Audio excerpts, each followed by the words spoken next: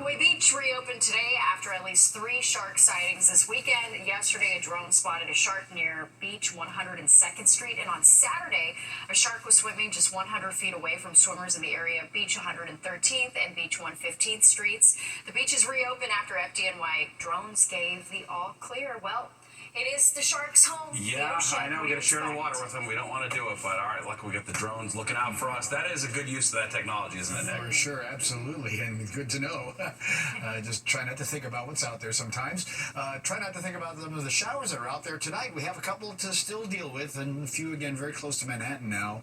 A little bit offshore here, and then this line of showers off to the west. A lot of that's not going to survive. You can see the last couple of frames. It really is starting to fall apart.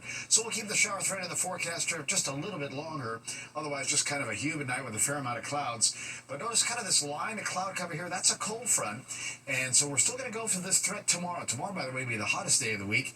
And also, again, a very humid day with some showers and thunderstorms that will pop up, as you'll see here in our future cast heading into the afternoon. So some sunshine gets through the clouds in the morning. Then the clouds kind of build up.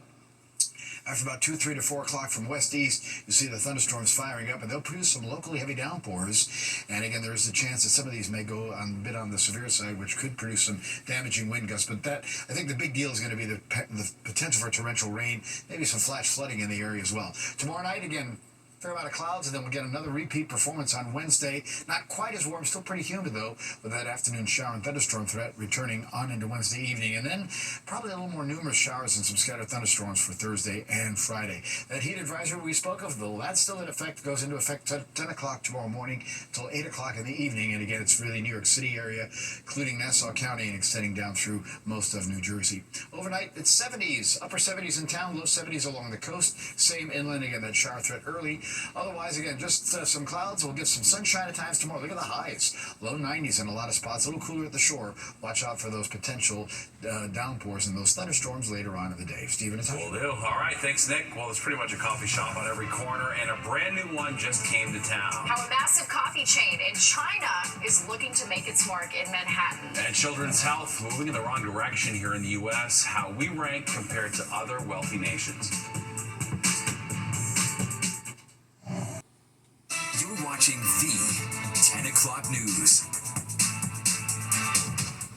Former Governor David Paterson rallying against Zohran Mamdani, calling for his defeat in the New York City race for mayor. Welcome back to the 10 o'clock news. I'm Steve Lacey. And I'm Natasha Verma. With 3 independent candidates in the race, Paterson says there is an urgent need for unity. Fox Eye's Morgan Mackay has the details. This is a job really for someone that has experience. Former Governor David Paterson, who is a Democrat, making it clear that he does not support the Democratic nominee, Zohran Mamdani, in the mayor's race. If he's the cure to ail the party, then cyanide is the cure for a headache.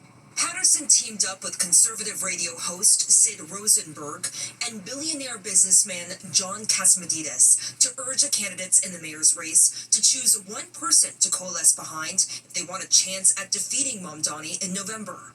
In response, Mamdani's campaign in a statement said, quote, more than 545,000 New Yorkers voted for Zohran Mamdani, the most votes any Democratic primary candidate has received in 36 years. In the coming months, Zohran looks forward to growing this coalition and reaching new voters with his vision for an affordable New York City. Patterson endorsed former Governor Andrew Cuomo in his failed primary bid, but hasn't said yet who he's endorsing in the general election. While Cuomo is on the ballot as an independent in November, he hasn't said if he plans to actively campaign. In a statement, his campaign takes a jab at Mayor Eric Adams while suggesting that there should be a poll to see who is best to take on Mamdani. Meanwhile, Mayor Adams has been working to pick up some of the top donors who abandoned Cuomo after his resounding defeat, appearing at a fundraiser with Catsimatidis in the Hamptons this past weekend. Jim Walden is also running as an independent, and Curtis Sliwa is running as Republican nominee. Adams says Cuomo has been trying to privately urge him to drop out of the race. I think Andrew and Curtis should rally behind me. I won as mayor. You know, I'm the only one that's in this race right now that has ever won as mayor. The group with Patterson on Monday suggested a process where civic and business leaders donate to candidates, and after a month or so, the candidates should rally behind whoever has the most support. We could raise enough money to try and find a process that would indicate which of the candidates really is being supported the most, maybe we could have a chance to find a winner. Reporting from Midtown, I'm Morgan Mackay, Fox 5 News. Thieves looking to make a quick buck are targeting metal plaques. Police say the recent string of thefts are being reported on the Upper West Side, among them a plaque honoring the actor James Dean. That was stolen from West 68th Street, while on West 75th Street, surveillance video shows two men stealing a plaque honoring an architect who helped shape New York. Most of our plaques honor women, people of color, people who are members of the LGBTQ community, and trailblazers and innovators in the arts, in culture. So they're about people and places where the course of history was changed. According to Village Preservation, each plaque costs about $1,500 to make, but is only worth $50 to $60 as scrap metal, which is what's probably winding up happening to them. Well, children's health deteriorating in the U.S. The report in the Journal of the American Medical Association found that between 2007 and 2023, children and teens between the ages of 1 and 19 were 80% more likely to die compared to children in other high-income countries. Findings show they're more likely to be obese, have chronic diseases, and mental health issues. The study analyzed records from 10 pediatric health systems and international mortality statistics. Well, a big graduation surprise for 34 Newark high school students. They received a $74,000 contract. It requires them to go to college and then come back to teach in New Jersey. The incentive allowing the grads to get a leg up in preparing for a career in education. Earlier today on the 6 o'clock news, we talked to the superintendent of Newark schools, Roger Leon, and student Leonelis Rodriguez, who's headed to Montclair State University in the fall. Very excited. I feel like it's such a great opportunity to have because you have like 30 college credits, you have a signed contract, and you're able to come back and give back to your community as well in Newark. So I'm excited about that. And when these students return and start teaching, their $74,000 salary is nearly double the average starting salary in the state. Good for them. She's an impressive young woman. Yeah. All right. Well, there's a new coffee shop in town, and it's coming after customers looking for a cheaper, more exotic alternative to Starbucks. But are customers buying it? We sent Fox 8's Doris Geraldino to give it a try. Luckin Coffee has more than 24,000 stores in Asia, most of them in mainland China. Now it's opened 2 shops in Manhattan, one in Greenwich Village and the other one in Chelsea. I think it's kind of different versus Starbucks. There's more matcha option and more non-coffee options versus Starbucks is more like coffee-based. The drinks aren't just different. Think creamy matcha, coconut milk, and sweet foam toppings. More boba shop than traditional cafe. Luckin Coffee has just opened up in New York, and we think that they're going to take America by storm. Sean Ryan is a marketing expert and author of The Split, where he explains why Chinese consumers are turning away from Starbucks and toward Luckin. Offering decent quality coffee products at 30 to 50% cheaper than Starbucks. He says most customers use the Luckin app to order. That makes things quick, and it gives the company detailed data to guide what it puts on the menu next. Luckin has already become the fastest growing coffee chain in China and a serious rival to Starbucks. Starbucks recently launched a new strategy. They're streamlining their menu, redesigning stores, and trying to get people to stay longer. Luckin, on the other hand, they're going in a different direction. Luckin provides a decent cup of coffee. It's not luxurious, it's not high-end. If you're a coffee connoisseur, you're probably going to take a sip of their coffee and say, this is not a good cup of joe. And at least for its first few customers in New York, that no-frills strategy seems to be working. So this is the first time you've been to this one? No, it's already the second time I went because I really like it, so I came back. In Chelsea, Duarte Geraldino, Fox 5 News. Ton of sugar. Yeah, That's what and that is. they all want that info. All right. Well, a beloved bodega cat killed in the Bronx, and people are saying it's another case of out-of-control pit bulls. Well, we're learning about the alleged attack and the reward now being offered for anyone who can bring justice to Freddie. A beloved cat that called a Manhattan flower shop home is now dead after getting mauled to death by 2 pit bulls. All right, tonight, a volunteer rescue group is demanding justice and offering a reward to find the dog's owners. Fox 5's Meredith Gorman has more from Washington Heights. An animal rescue group is calling for justice and updated legislation after a beloved neighborhood cat in Washington Heights was brutally mauled by two pit bulls on Friday night. The cat, named Freddie, lived at Michelle's Flowers shop. Members of a cat rescue group tell us this surveillance video shows the dogs near the scene around the time of the attack. They also say the dog's female owner and bystanders cheered as the cat was being mauled. She deliberately set these dogs upon the cat. So we would like to be able to ascertain her identity so that we can prevent her from doing this again. And we want to protect the dogs as well. We want to make sure that they are no longer in her care. Cat Collective NY is offering a reward for the identities of the dog's owner and the bystanders. They say the cat was left for dead and a volunteer rescuer discovered the cat's lifeless body. So once we heard about this, one of our other volunteers from the Bronx offered to go out in the middle of the night and dispose of the remains with respect, because typically when a cat dies on the street, it's a matter of sanitation, which is fine, except that there is kind of a paucity of dignity in that. So we were lucky enough to have him volunteer to go out, take the remains, and take them to an emergency facility where they were able to cremate the remains respectfully. We were unable to contact Freddie's owner, who also owns Michelle's Flowers shop, but some people who live in this neighborhood are feeling unnerved by incidents like this one. They don't. They just think that they're used to their dog, but the streets is not. We don't know your dog from nowhere. So it's like, it's crazy and it's heartbreaking. That's like someone's life, whether it's an animal or not. Members of Cat Collective NY are urging anybody who has information about the dogs or its owner to contact police. Reporting from Washington Heights, I'm Meredith Gorman, Fox 5 News. That's such a horrific story. How sickening. Well, a Mets trio makes the roster for Midsummer Classic. All right, but it does not include headliner Juan Soto. The slugger weighs in on what many are calling an All-Star Game snub. And Nick's here with the check of the forecast. It's about to be hot and humid again, Nick. Yeah, but tomorrow will be the hottest day of the week, heading into the low 90s, but also heading our way. As you can see, stuff out to the west here.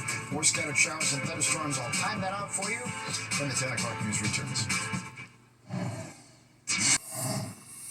Well, the MLB All-Stars take the field next week, but one of the biggest names in New York baseball is being kept off the roster. Yeah, Juan Soto is breaking his silence about what some are calling a snub. Jennifer Williams has the reaction. For the first time since 2019, a total of 3 Mets will represent the club at the 2025 All-Star Game. But there was a noticeable omission. Really? He didn't at all? Gets one in the air to left center, pretty well hit. Back goes Bellinger near the wall. It's out of here! As Juan Soto, who was just named the National League Player of the Month for June, did not make the roster as a reserve. That is surprising. I mean, he's a good player, and should have managed the team. I was definitely shocked that Soto was not an All-Star this year. I mean, of course, he had a slower start to the season, but even then, he was still an above-average league hitter. He was just not hitting at Juan Soto's standards. I think it's surprising. I have no reason to believe that the other players dislike Soto. And if you look at the stats, he should be on the team. Keep in mind, fans vote for the starters while players and managers vote for the reserves. The All-Star Game needs a representative from every MLB team, and I think that really hurt Soto here because the Marlins, Kyle Stowers, actually made it over him. But all these factors being, he still should have been an All-Star at the end of the day. The fans are taking this seriously. They're looking everything up. They're comparing all the stats. He might be graded on a curve. The 26-year-old who earned the honor last year as a Yankee before becoming a Met on a record-setting $765 million contract could still make the squad as a substitute. It would be Soto's 5th straight All-Star nod with his 4th different team. I don't know. Maybe it's karma a little bit, but he's turned it around. And he's had a pretty good second half of at least the first half. So he probably should have made it. Soto told Dan Martin of the New York Post that it's just baseball and that he's just got to do better. You can catch the Midsummer Classic on Fox 5 on Tuesday, July 15th, starting at 8 p.m. On the Upper East Side, Jennifer Williams, Fox 5 News. Yeah, it does seem like he's being over-punished for coming off to a slow start this year, but that's the game, I guess. We're talking baseball and just hoping that we can get some sunshine in the mix. Oh, well, we'll get plenty of that, Nick, right? more than we can take.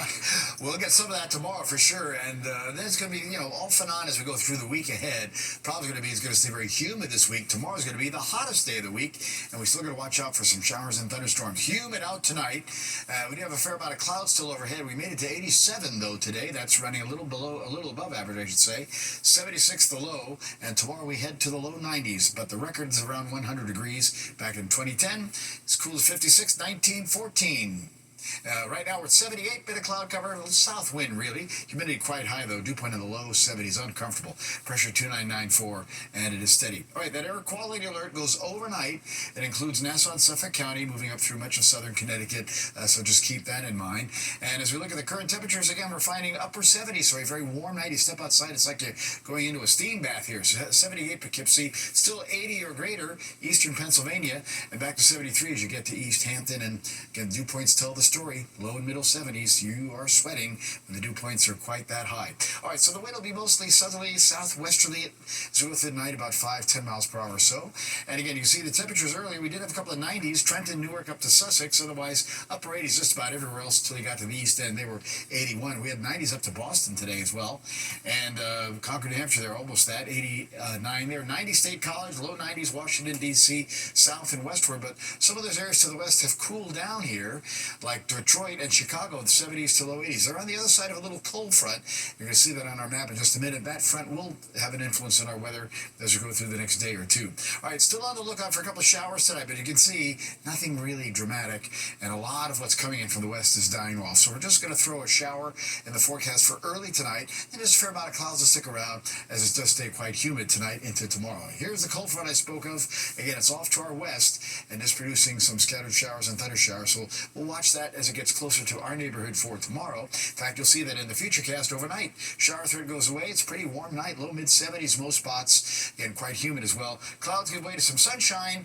We do pop over 90 in the city, 94 there at Newark tomorrow, and close to 90 really just about everywhere you go. Even on the island, much of the area will be around 90.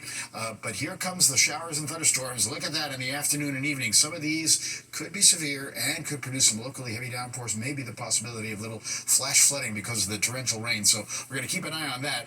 Again, warm and humid tomorrow night, mostly again low and middle 70s. Wednesday we'll do it again, a little bit cooler. It's mid and upper 80s, but watch out for showers and thunderstorms as we head into the afternoon. Tomorrow, slight risk for the severe weather is south and west of the city, but a marginal risk just about everywhere else. And again, that heat advisory 10 a.m. tomorrow till 8 p.m. as it'll feel like the high 90s with the humidity. All right, boaters wind south to southwest 8 to 12. 4-footways on the ocean. Careful small craft advisory there, and careful at the beach. It's a high risk for rip currents. It's going down to about 77 in the city tonight. Again, the showers early and then lots of clouds stick around. 91 tomorrow, afternoon, evening thunderstorms. Same on Wednesday, just a little bit cooler.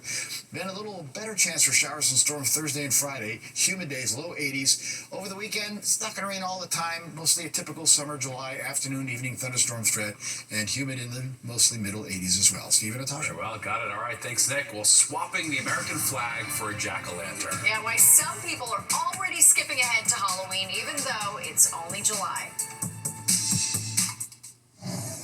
Our farm fresh here. For over 50 years, we've proudly supported family-owned farms and the local farmers who bring us their locally grown farm fresh produce, so we can bring peak quality freshness to you every day. From family-owned farms to our family-owned stores, to you. ShopRite. We are here.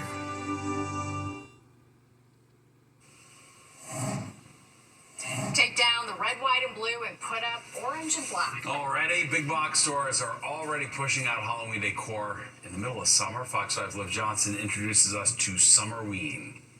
You might consider Halloween to be your favorite holiday, but do you love it enough to start preparing in July? If they can have Christmas in July, we can have Halloween for the summer also. That's the way I see it. Technically, there's a term for it, Summerween, a phrase coined years ago by the cartoon show Gravity Falls and embraced by people like Derek Moore, a YouTuber out of North Carolina who considers himself part of the quote-unquote spooky community. Halloween is like an escape to a simpler time for us, I think. An escape that retailers are capitalizing on.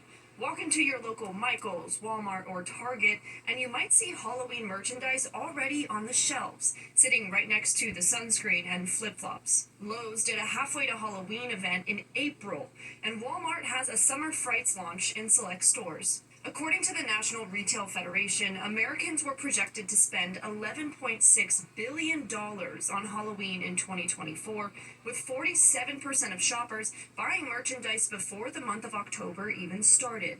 We're in what I'm calling get while the getting's good season. Retail analyst Carol Speakerman says while you might roll your eyes at the sight of Halloween merch on the store shelves while temperatures outside are in the 90s, it might actually benefit consumers to buy now. Walmart really fired off the first gun, if you will, by announcing very plainly that they will be raising prices. And I think that created a bit of a permission structure for other retailers to start getting really aggressive going into the holidays. In a press release from April, the Halloween and Costume Association warned consumers that tariff hikes could increase rates up to 170%, causing costume and decoration prices to double. That's yet another preemptive move, I think. And again, get while the getting's good is the mantra, to try to get as much as they possibly can out of this, I guess, calm before the storm, or at least, again, I think that's how they're looking at it. Speakerman predicts an interesting fall and holiday season, seeing how these retailers respond to new policies and pricing competition. Truly, this year, there are so many forces outside of retailers' control that are set to converge over the next several months. And while that all sets in, people like Derek will just enjoy as much Halloween as they can get. Halloween all the time for me. Liv Johnson, Fox 5 News. We got some time before that. Take it It's still slow. summer. I'm all for it, but I don't have anywhere to put this junk until like that's true, October too. 28th anyway. All right, well, it's more of the 10 o'clock news straight ahead. But first, here's a look at what's coming up next on Good Night New York. All right, humid nights ahead. Temperatures pretty warm, too. Mostly low and middle 70s, even no lower than 77 in the city. Still a risk of a shower here and there, but mostly now I think that threat's just about over. A lot of clouds around. Tomorrow, some sunshine pops us into the low 90s. Watch out, though, for strong thunderstorms in the afternoon and evening and some locally heavy rainfall. Steve and Natasha. Will do. All right, thanks, Nick. That does it for us tonight. If you missed any part of the 10 o'clock news, you can always catch an encore on our free streaming app, Fox Local. Or you can stream our newscasts anytime. Have a great night. We'll see you